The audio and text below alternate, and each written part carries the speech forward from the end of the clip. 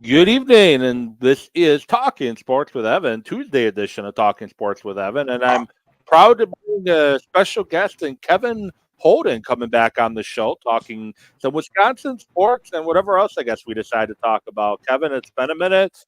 How's everything going? And of course, we start the show, and his internet starts wanting to be a problem. Normally, how it works.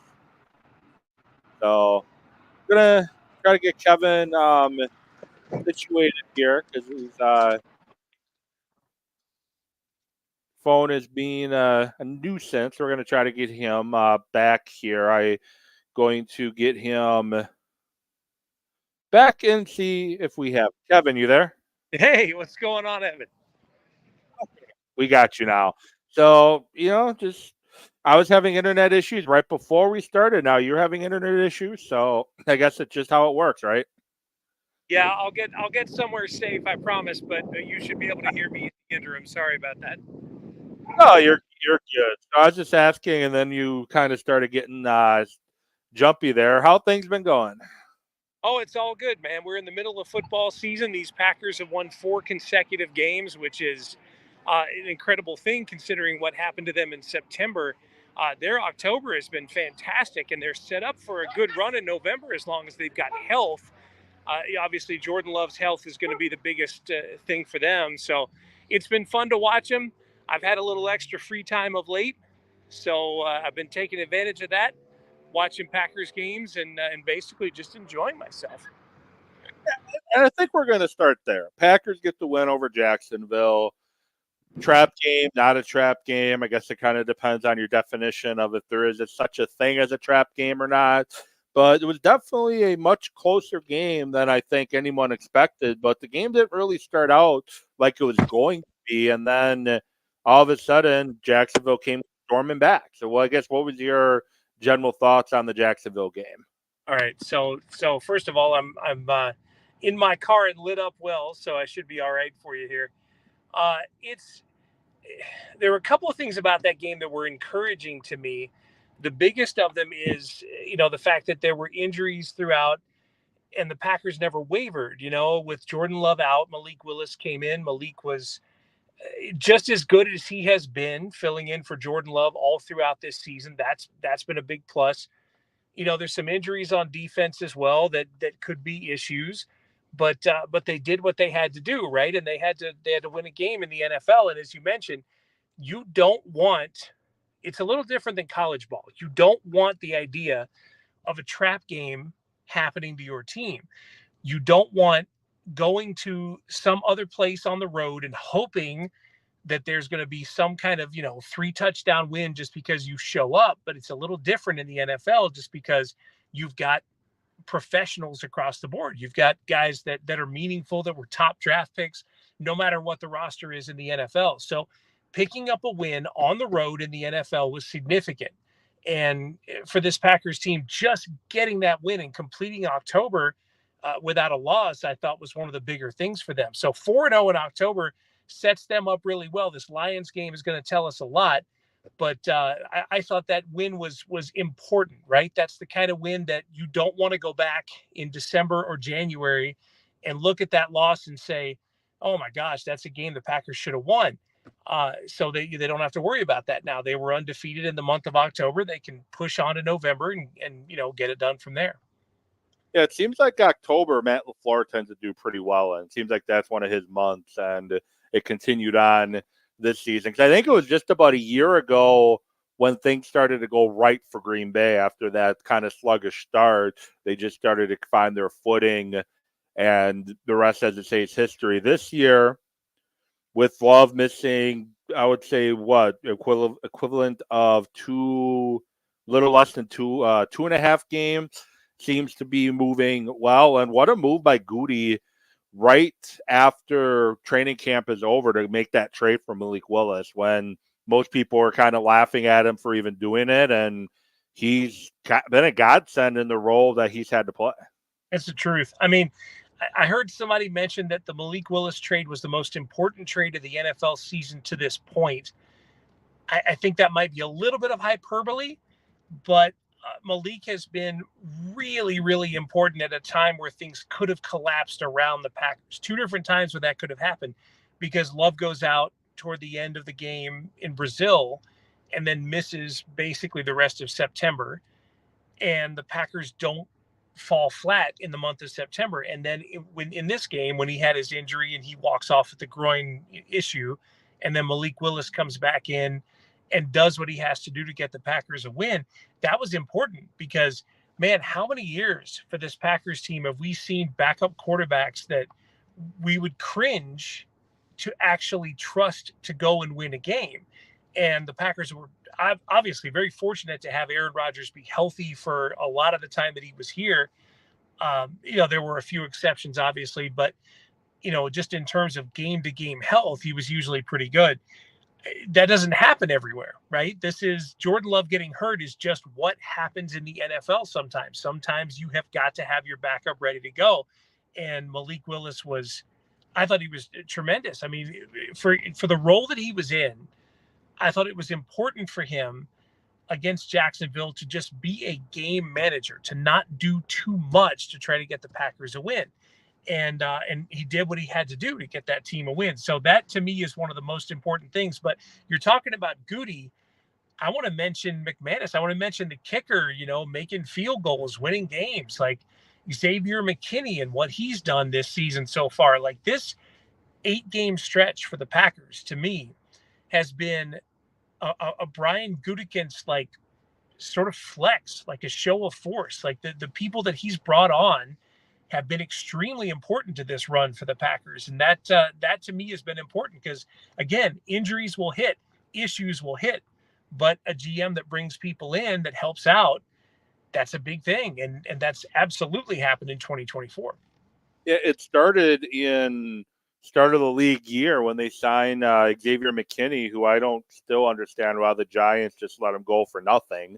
And then Josh Jacobs out of Vegas. And yeah, it was nice to have a running back room of Aaron Jones and Jacobs for about 45 minutes. But Jacobs is showing why the Packers were comfortable letting Aaron Jones go, especially in Jacksonville, because they had to put the load on Jacobs' shoulder as Willis had 0 practice reps with the first team during the week.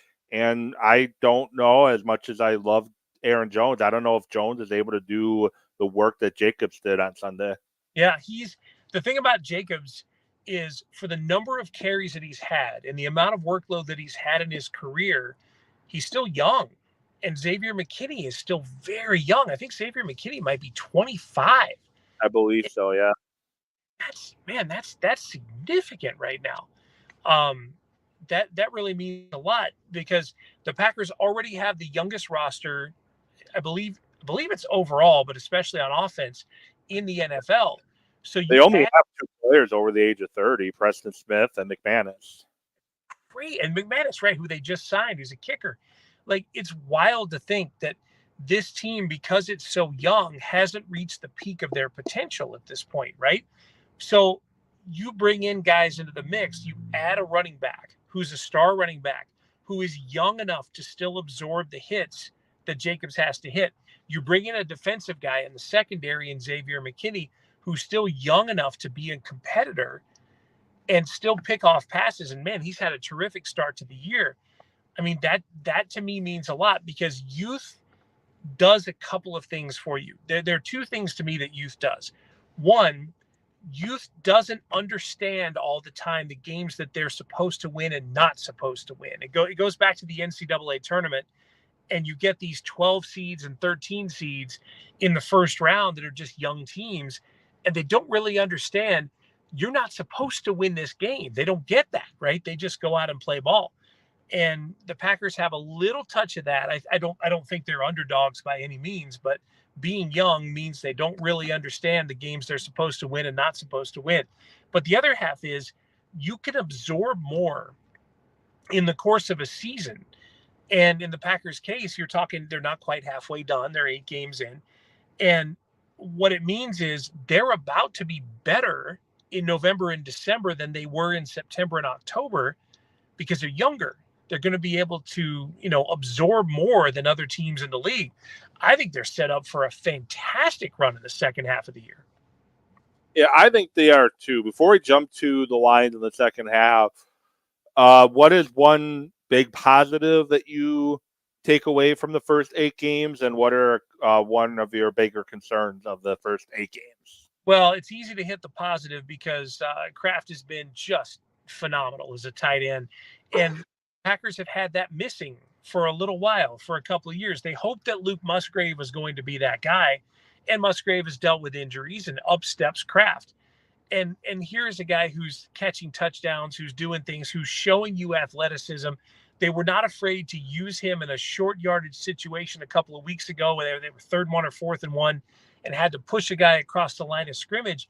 They used their tight end to do that. That's tremendous, right? That shows a lot of trust. To me, that's one of the biggest positives. I still, from a concern standpoint, I still wonder. I feel good about the secondary. I still wonder beyond the secondary what's going to happen when this team gets challenged by different types of quarterbacks. Because no offense to the first half of the schedule, but the Titans were on that first half and the Colts were on that first half. Both teams benched their quarterback since. Right. Yeah. So that tells you a lot, right, about the caliber of opponent that they were facing in that first half of the season. Not every game, but there were significant games in there where I felt like the defense got a little bit of a pass, especially, a team like the Colts that, obviously there's a lot going on in Indianapolis right now. So that to me is still a bit of a concern. I think the linebackers and the defensive front have been good. I want to make sure they stay good when the tougher tests come. And I think this Sunday against the Lions represents a pretty tough test.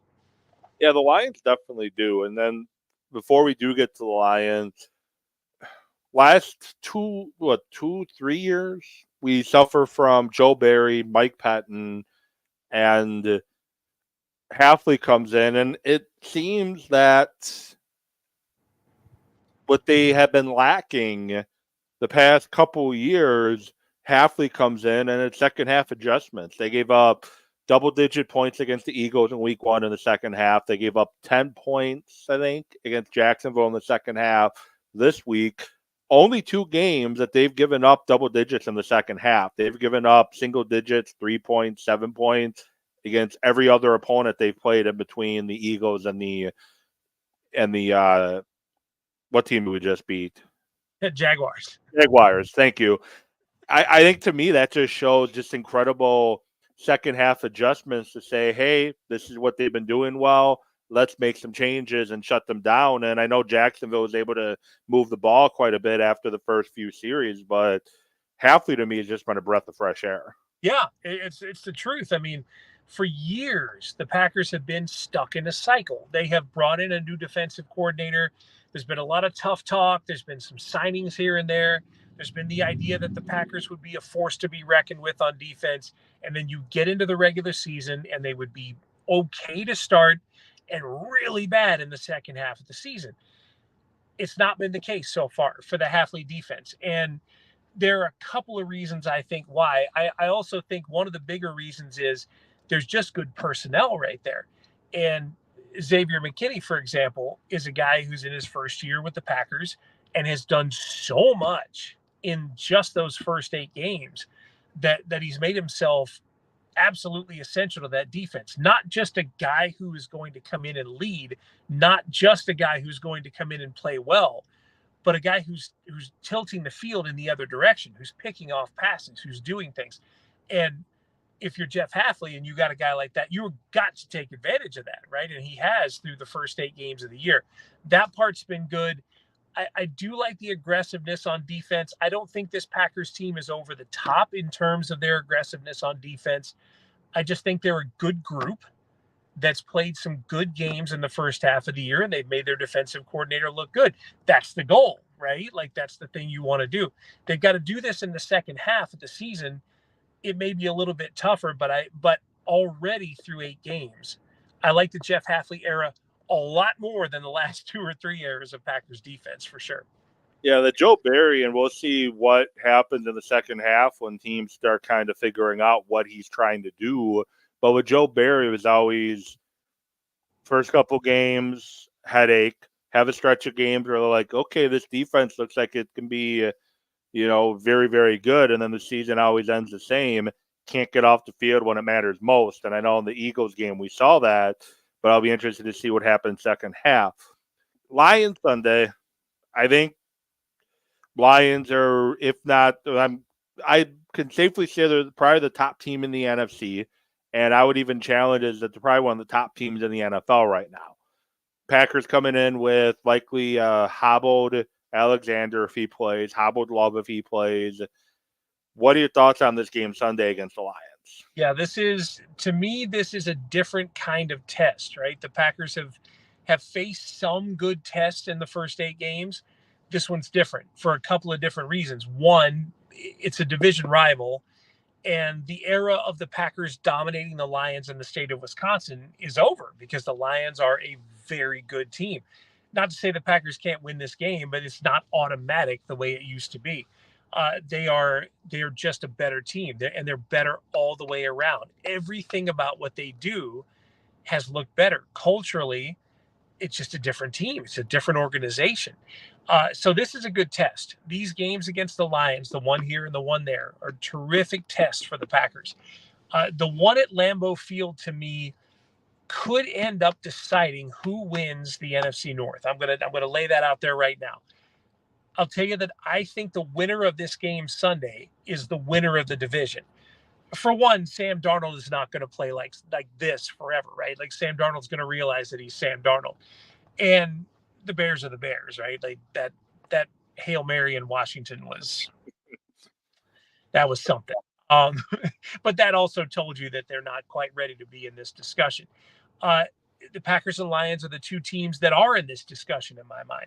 And if the Lions can come to Lambeau and they can beat the Packers, then I think they've got enough talent to win the division. If they don't, if the Packers hold court there and win a fifth straight game at home against the Lions, I think that's going to be enough to propel the Packers to enough wins down the stretch to take the division title, to have that first round playoff game be at home. To me, this is the biggest game they've played to this point in 2024.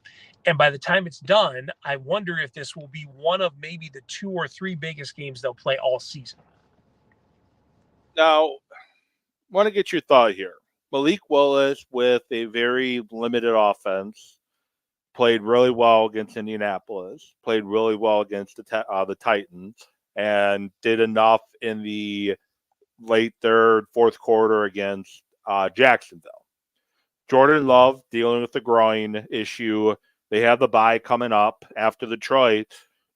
Do you play Jordan Love? And if he's cleared to play by medical, do you go ahead and play him and risk further injury to that groin or that knee? Or do you know you have the bye coming up, sit him, get him two full weeks of rest and recovery, and just see what Malik Willis can do against Detroit, or is this game too important? I think it's so important to me. It really is. This game really means a lot for division, the eventual division standings and that kind of thing.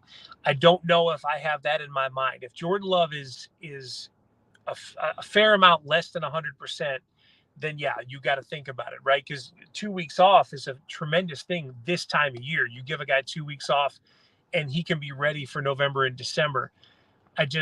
The timing of it is just not good. And if Love is, if he's close to 100% and he's able to do what he needs to do, no offense to Malik Willis, who's been a more than capable backup, I want Jordan Love out there. I want him out there for this game. And if you're telling me that it's a difference of Love playing at 80% against the Lions and taking the next 2 weeks off, I'm okay with that versus him taking these 2 weeks off and being at 100% for that next game. I think this one's important enough and it means enough for what the Packers want from a goal standpoint that I'm going to do just about anything to put Jordan Love out there. Again, Willis has been a capable backup. He's done some good things all through the year. But Love's the guy you put your franchise on. You put your contract on that guy. He is the one who is supposed to lead you to wins. And I feel like he's the guy they're going to want out there Sunday. Does the interceptions that Love has been throwing this year, does that concern you? Or is that just the development of a young quarterback still finding his footing as a starting quarterback in the league? I'm not at the point where I'm too concerned just yet. There are a couple factors to me working in with Love and what he's done so far this year. Again, it goes back to the youth of the receiving core. Like they're a year farther along than they were before, last year, and that's important. But those guys are still a young group. There's still not a ton of experience, and one of the reasons, or one of the ways that you can tell, is you still haven't had a someone or two or three people in that group emerge to where you can say, this is wide receiver one, this is wide receiver two, this is wide receiver three. That means a lot to me. Jaden Reed has been a significant contributor to this team. So is Watson. So is Dobbs when he's been out there. But if you were to say to me, do you have a definitive number one, number two, number three? I don't know if you do. And so as a group, the development has been good, but as individuals, you don't have those couple of top receivers developing. So sometimes this season, I think Jordan Love has had to create things that he wouldn't have to if he had a receiving core with a little more definition, 1, 2, and 3. So when going back to those interceptions, it's a higher total than you want to tolerate. But I also think situation does play a role. I think once the Packers establish a little better who is one, who is two, who is three, where that talent comes from. Basically, if the receivers could do what Kraft does at tight end, right, and just have that definition, I think that means a lot more to the team. I will say that I think I can point to two for sure, and possibly a third or a fourth that you can't put the interception on Love. One, Bo Melton fell while breaking his route in Arizona, and if Melton doesn't slip, he has a nice catch there. And the other one, it went through Musgrave's hands, who was not the intended receiver. He went up for the ball for whatever reason. Then it ricocheted off Romeo Dobbs' hands. I think this was Minnesota, and then into one of the Viking players' hands. So I know interceptions always get pointed to and blamed on the quarterback, but I think those two for sure. And I could probably find a third that you can't give Jordan Love the blame for those, right?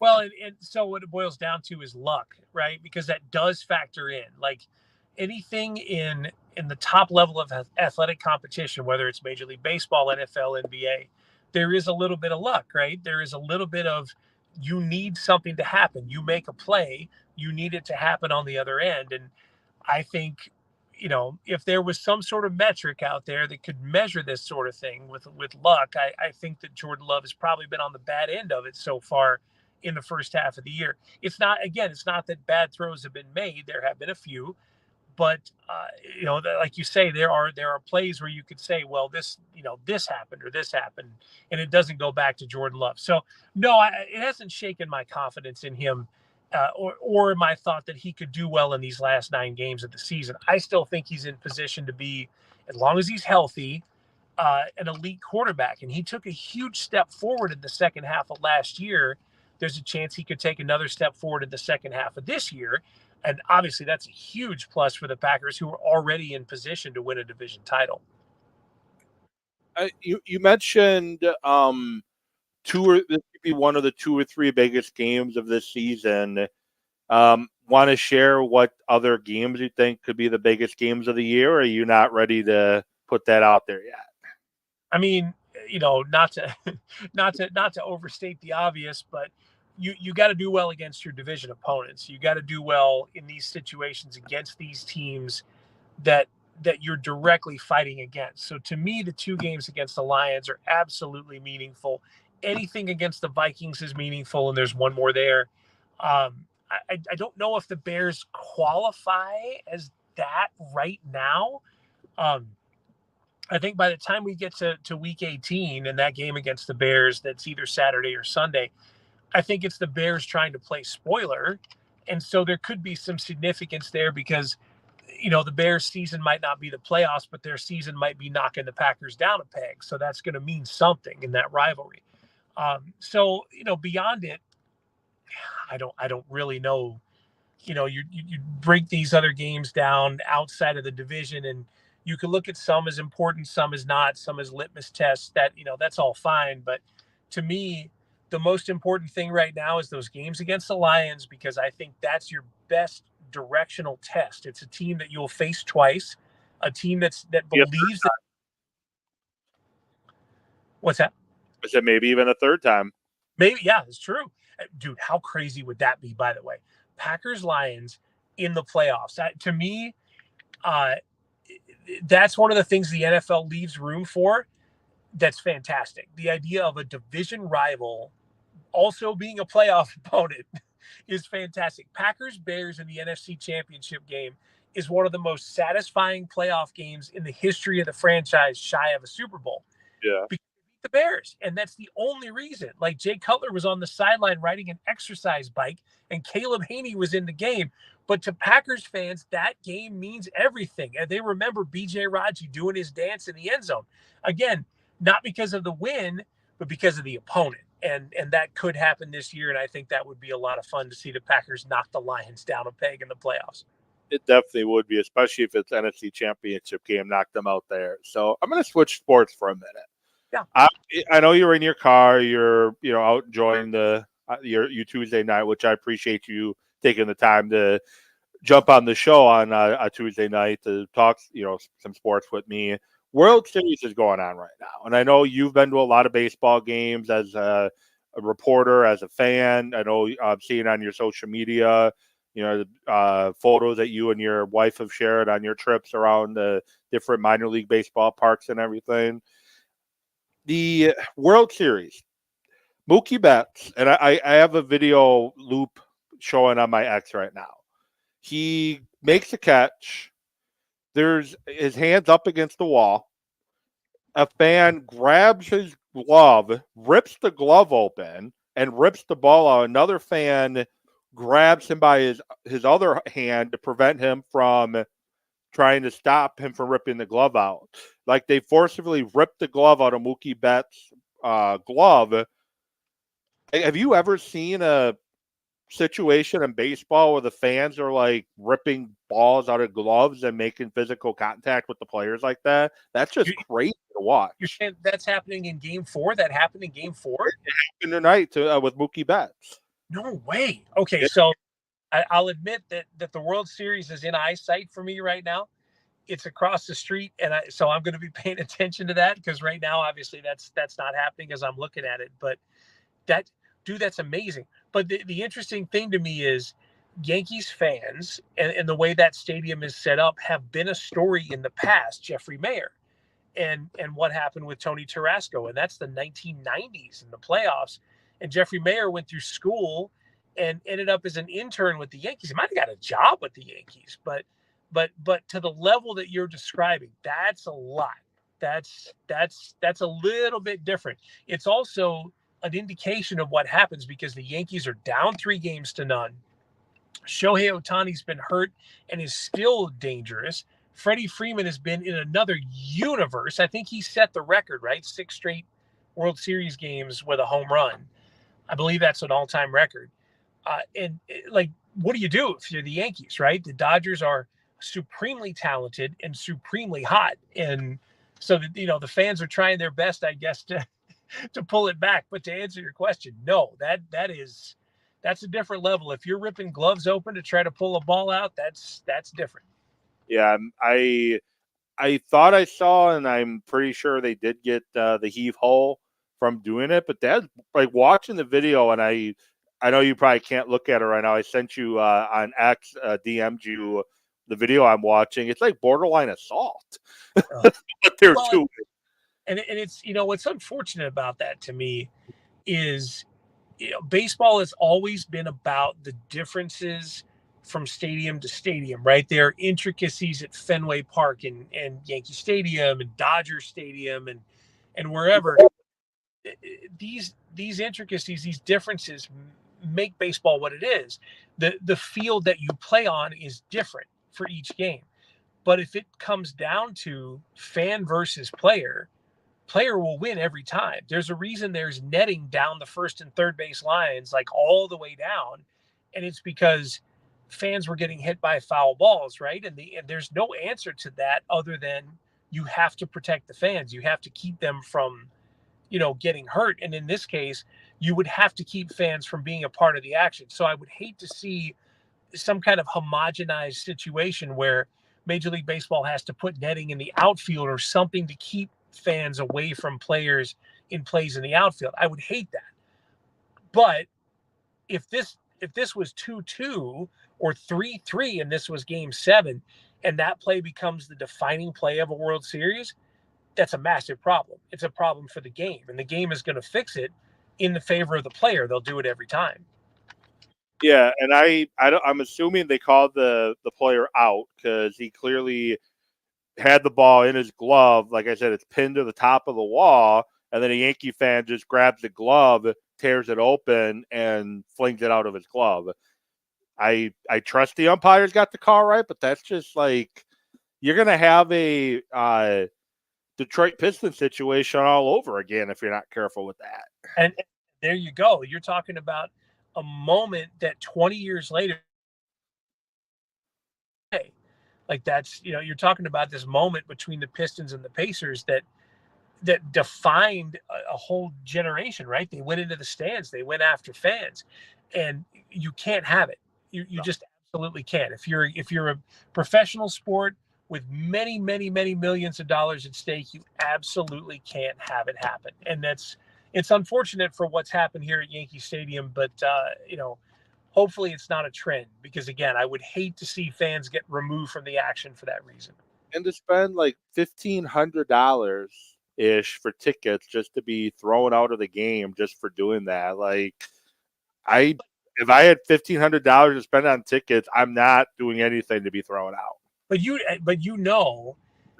that fan or those fans will be legends, right? Like, I know the name of the kid who stole the homer in the 90s. Like, I know his name because there's a reason, right? They become a story.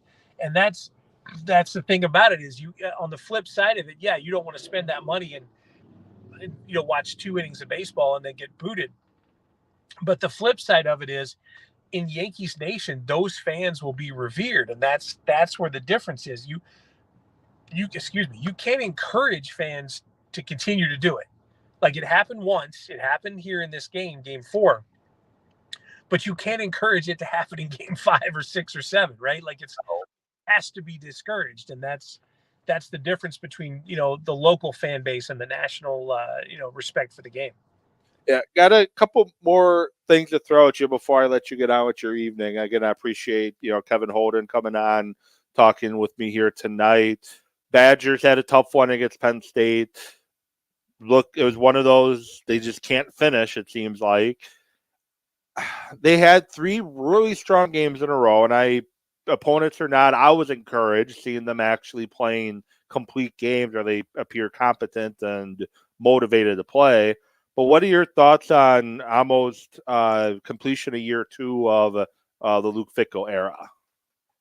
So I've been in favor of the idea of what Luke Fickell is trying to do at Wisconsin, which is to try to rebrand, to reface the franchise. I get, if you want to start with that as an idea, I get it. And I think it's probably smart, especially with the Badgers now in this conference that it extends from coast to coast. If you are one of the better teams in the Big Ten, you're one of the better teams in the country. It's automatic. They can't deny that anymore. So I understand where they're trying to go and what they're trying to do. I think right now in college football, there is a massive case of haves and have-nots. And you are either on one end of that line or you're on the other. Like, there's not a lot of in between in college football. And the 3-game win streak for the Badgers was obviously a great thing because you're talking all conference wins. But Purdue, Northwestern, Rutgers are have-nots. Penn State is a have. And the Badgers are in a position where they're still stuck in between. Not that, working more to try to, again, to bring in better players into the team, better, whatever you want to call it, the NIL stuff to get it going. That's all fine.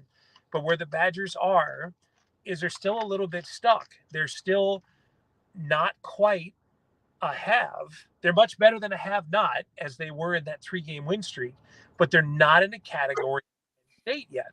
And it's going to take them a little bit of time to get there. So I respect what Luke Fickell is doing. I think it's interesting that he's run the ball more and they've had more success of late. But you're just going to have to stay farther down this road. You can't expect that success, I think, to come right now. Another year or two of it, and another year or two of this approach, and the Badgers could be among the haves in the Big Ten. They're just not there right now. They're almost there, but they're not there. Yeah, and I get it was Purdue, Northwestern, and Rutgers that they beat, and this is why I was encouraged, even though they're beating the have-nots of the conference. All the wins last year with Fickell, the first 2 wins of the season this year with Fickell, I never left any of those wins encouraged at all. Western Michigan, believe discouraged. Buffalo, discouraged. Western Illinois, discouraged. And I just wanted to come out of those 3 games positive about something. And they play, to me, inspired, complete football games. And to me, it's stuff to build on. And now this week they get Iowa, one of those trophy games. Yeah.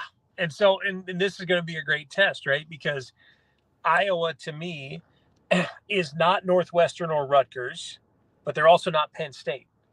So when you're talking about what exactly is this Badgers team, Iowa's going to give you a much more straightforward test than these other games have. The level of talent is going to be pretty close. It's a fun one. Obviously, beating Iowa is one of those that can change a season, right? Even if you're not having the best season in the world, you go beat a team like Iowa, then you walk away encouraged the way you're talking about. The way that you did not feel when South Dakota happened, the way it happened in week 2. So it's important to a season. Iowa is important to a season. It's a tough stretch of football for the Badgers coming up, but Iowa's one of those that if they can come out on the front end of that, then you feel pretty good about this team down the stretch. It's interesting. I'm much more positive on the Badgers than I was 4 weeks ago, before the 3-game win streak started. Like when they played Purdue, we were there. We went as fans, my wife and I did. And that's the first time, as you say, that I walked away going, okay, all right. I understand that Purdue is not the best team in the Big Ten, but they are a conference foe. They don't have, they're not a directional school. They're not, some early season test. And the Badgers played well. And they have certainly played their share of good games, just a little short against Penn State. If they could do that against Iowa and do enough to win, it could set up the rest of the season. Yeah, Braden Locke worries me quite a bit in games like this, but we'll see what he can do. So this week it's the Heartland Trophy the Badgers and Iowa are playing for. Michigan State, I believe, is the Paul Bunyan Trophy. You got Nebraska, Wisconsin, the Freedom Trophy. You got the Paul Bunyan Axe coming up. Are you a fan of the trophy games? And if you are, what's your favorite trophy game? I like it. I don't mind the fact that you're honoring a rivalry that's gone on for a long time. And a lot of the trophies have been created lately, but they've been created for rivalries that have gone on for a long time. So I'm fine. If this is something that's happened for 80 or 90 years and you're just putting a trophy to it, well, someone before you should have probably put the trophy out earlier. So I think it's important. I think the kids, the players on the team don't mind it. I think it means something to them. They will celebrate, but you don't beat the axe. Like, to me, in the time that I've been in Wisconsin, that game has felt different, and it's felt different every single year, no matter how good the Badgers are or how good the Gophers are or how bad they are. That game gives you a different feel about your season. If you come in a little short of expectation, but you beat Minnesota and you do that to end the regular season, you carry that into the off season. It's meaningful. To me, the axe is in terms of Badger stuff, the Axe is absolutely unbeatable. What was the game that was the you remember what I'm talking about, the $20 of broken bits of chair trophy, the old the Bo Pelini trophy? What was that game? I forget what that was, but Minnesota or something like that. I I'd have to look that one up. But I got Chester, Wisconsin knowledge here. Before the Paul Bunyan accident, that wasn't the original trophy between the two teams. They had a traveling trophy prior to that. Do you remember what trophy it was? Wow, I don't. That's a great piece of trivia. What did they have before the Axe? Slab of bacon. No way, seriously? Apparently, it got lost, aka I think Wisconsin hit it, and they were like doing like renovating or cleaning trophy room, and they found it. Now it just sits at Wisconsin, but the Axe replaced it, and the old slab of bacon is what they used to play for. Slab of bacon. Yeah. I'll play for a slab of bacon any day. Um, Granted, I'm a little bit past the age of a college football player, but if you're telling me that like a softball competition that we have is for a slab of bacon, I'll give you some extra effort for that. Yeah, they found it 50 years later after it disappeared. So it was the game from 1930 to 1970 painted on the back of it. And it disappeared. And then in 1994, they found it in a Camp Randall Stadium storage locker. How about that? Yeah. Minnesota fans accused Badgers of hiding it, but, I don't mind hiding things from the Gophers. Mr. Roll the Boat. I mean, and the truth is, like you win it and you enjoy it and you put it somewhere, and then who actually is entrusted with this, right? Especially you said 1930 to 1970. So give me 50 years back and tell me who's entrusted with this thing. Like, before millions and millions of dollars were at stake in a college football game. I could absolutely see it just getting lost. Yeah, and so correction, 1948 is when 1943 is when it disappeared. 1948 is when they brought the axe into play. But still, it's kind of funny that you can't beat college rivalries prior to NIL to me. Some of them, anyway. And now you're talking about 1943. Obviously, we had other things at stake. Americans had other battles to win in 1943, so you could understand if a slab of bacon got lost in the mix. Yeah, like I said, Minnesota accused Wisconsin of hiding it and not returning it to them when they should have got it. But finally, NBA Bucks sitting at 1-3, very discouraging 1-3, except for probably 3/4 of action against the Celtics last night, and then there were obviously opening night win. Thoughts on the Bucks before I let you go? I don't.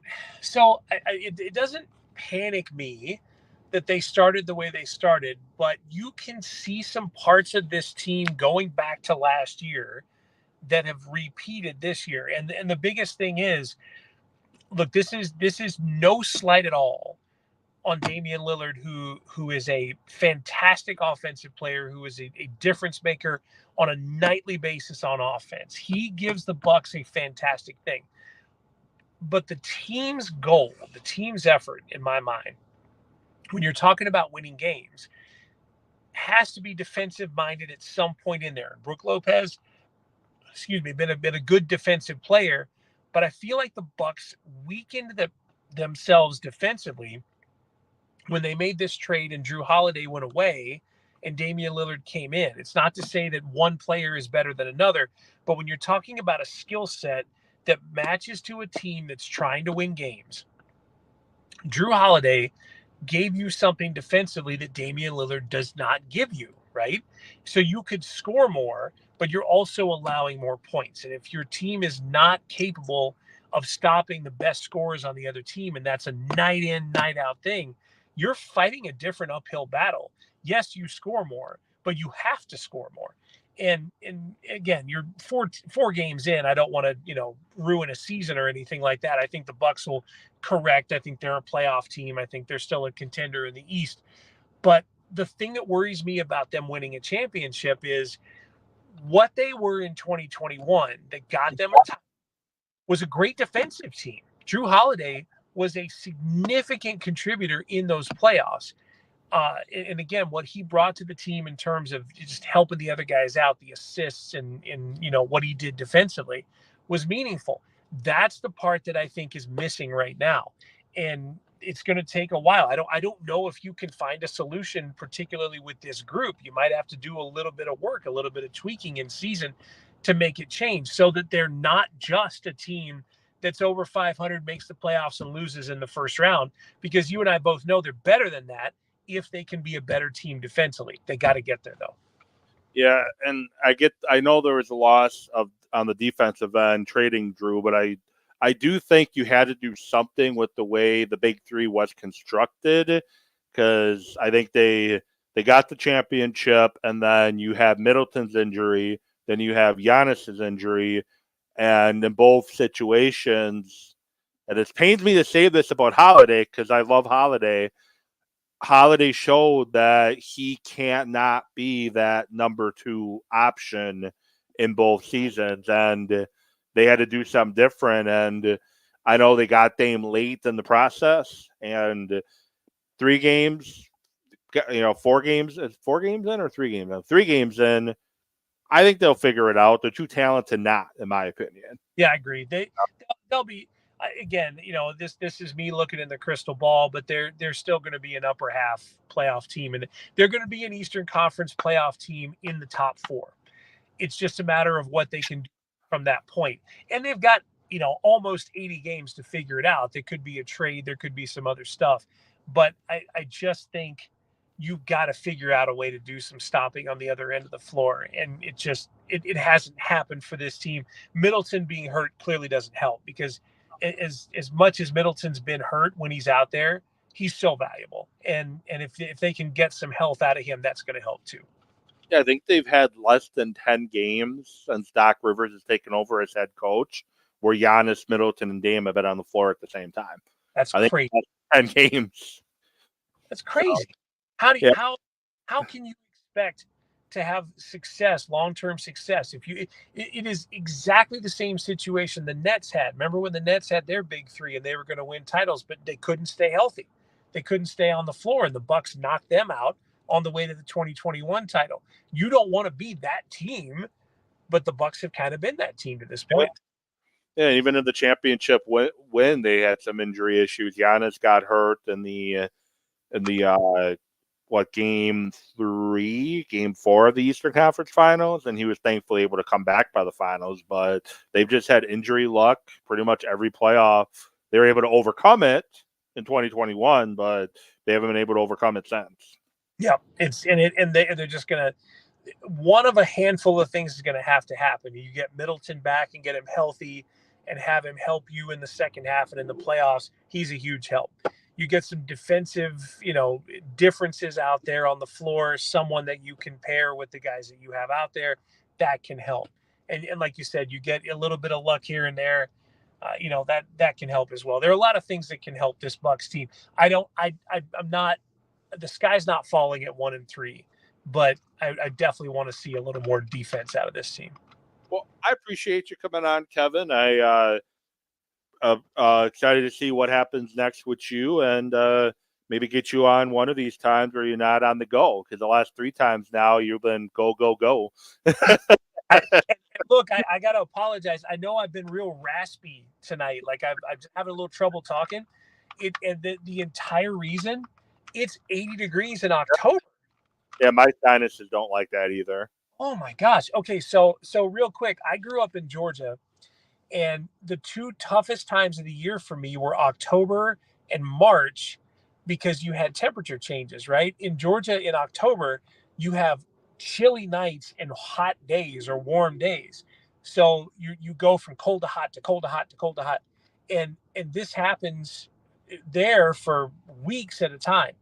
And this exact thing is happening to me. So it's pretty funny. Like, I know here we sit in Wisconsin talking about Wisconsin sports, but what you hear is what I used to sound like at 15 years old in October because of the temperature change. It's crazy. Yeah, well, appreciate you coming on. The podcast version will be posted anywhere podcasts are found by early tomorrow morning. Otherwise, you can find the show here on X, on Facebook, on YouTube, Talking Sports with Evan. On X, it's at Evan with Sports. And you on X is, I want to let people know where they can keep track of you. At 331Q Kevin, which we're going to keep the television-based name for now because the hope is that a television job is around the corner. We'll see what happens, but that's the goal. Yeah, well, thank you for coming on, and I may be back, likely be back on Thursday previewing the Packers and the Lions and the Badgers in Iowa. This has been Talking Sports with Evan. We'll be back with you on Thursday. Thanks for watching and for listening.